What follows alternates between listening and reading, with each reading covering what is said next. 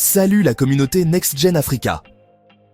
C'est votre frère Mohamed Ali Nojimba, votre guide des révolutions économiques africaines. Si vous êtes nouveau, bienvenue sur la chaîne qui dévoile les projets qui transforment l'Afrique. Mais avant de plonger dans le but du sujet, je tiens à vous informer que l'algorithme YouTube nous signale que 79% d'entre vous qui regardent nos vidéos ne sont pas encore abonnés à notre chaîne.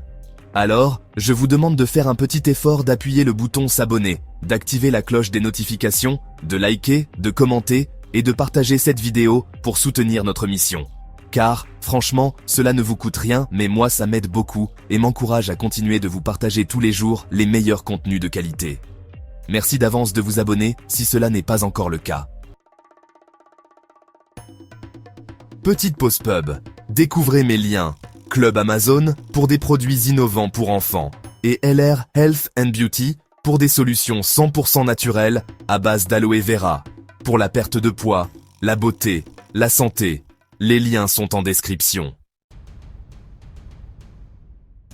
Le lithium africain, l'or blanc qui va réinventer l'économie. 1. Pourquoi le lithium est-il le nouvel or du 21e siècle? 2. Afrique versus le monde. Les chiffres qui font tourner les têtes. 3. Zimbabwe, Mali, RDC, le triangle d'or du lithium. 4. Investir aujourd'hui, guide pratique avec chiffres et tableaux. 5. Les héros locaux, jeunes entrepreneurs qui ont tout risqué. Imaginez un métal si précieux qu'il alimente les voitures de Tesla, les iPhones et même les fusées SpaceX. Ce métal, c'est le lithium. Et devinez quoi? L'Afrique en regorge. Mais attention, si vous quittez la vidéo maintenant, vous manquerez les opportunités d'investissement les plus folles et les histoires de ceux qui ont déjà multiplié leur argent par 10. Restez jusqu'au bout. En 2023, une tonne de lithium vaut 78 000 contre 58 000 pour l'or. Pourquoi? Parce que le lithium est le cœur des batteries lithium-ion qui équipent 90% des voitures électriques. La demande mondiale explose, plus 500% d'ici 2030 selon Bloomberg Nef. Mais l'Afrique dans tout ça? Réserves actuelles, 5% du lithium mondial, mais sous-exploité. Potentiel réel. Des géologues estiment que le continent pourrait détenir 40% des réserves mondiales après exploration complète. Exemple concret. Au Mali, la mine de Goulamina pourrait produire 500 000 tonnes par an, générant 2 milliards de dollars de revenus annuels.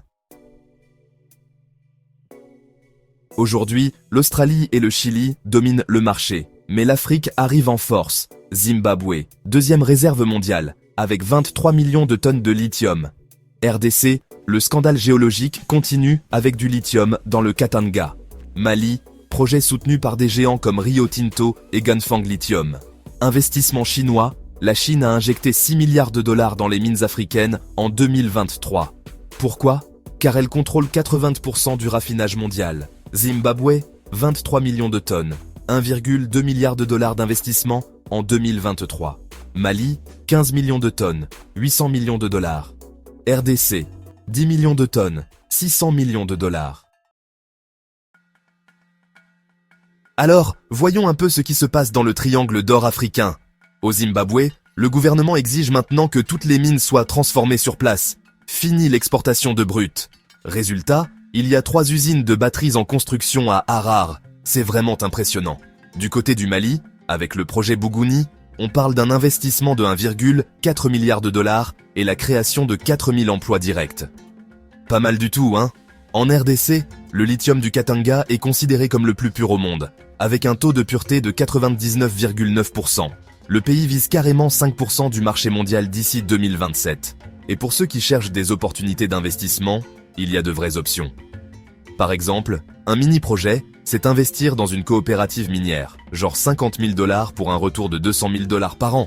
Ou alors, un méga-projet, comme un partenariat public-privé pour une usine de raffinage, 5 millions de dollars d'investissement et un retour sur investissement de 35% par an.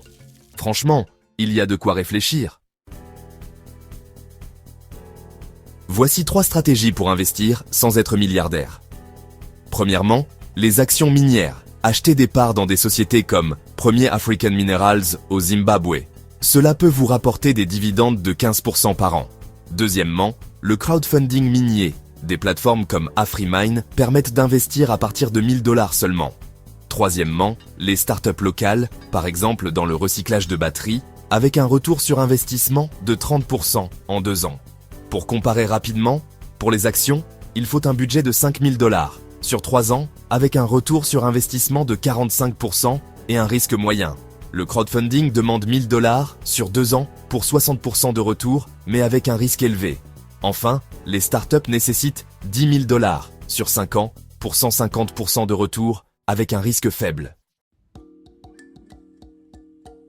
Fatou Diallo, 27 ans, au Mali, a créé une coopérative de femmes pour l'extraction artisanale et a réalisé un chiffre d'affaires de 1 200 000 $ en 2023.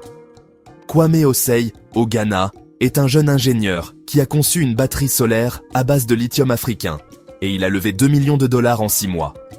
Pour vous donner une idée de la dynamique, en 2019, il y avait 10 startups lithium en Afrique et en 2023, il y en a 450.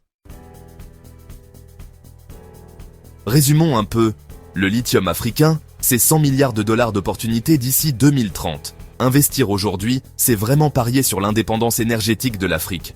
N'oubliez pas, mes liens Amazon pour les enfants et LR Health and Beauty pour l'aloe vera sont en description.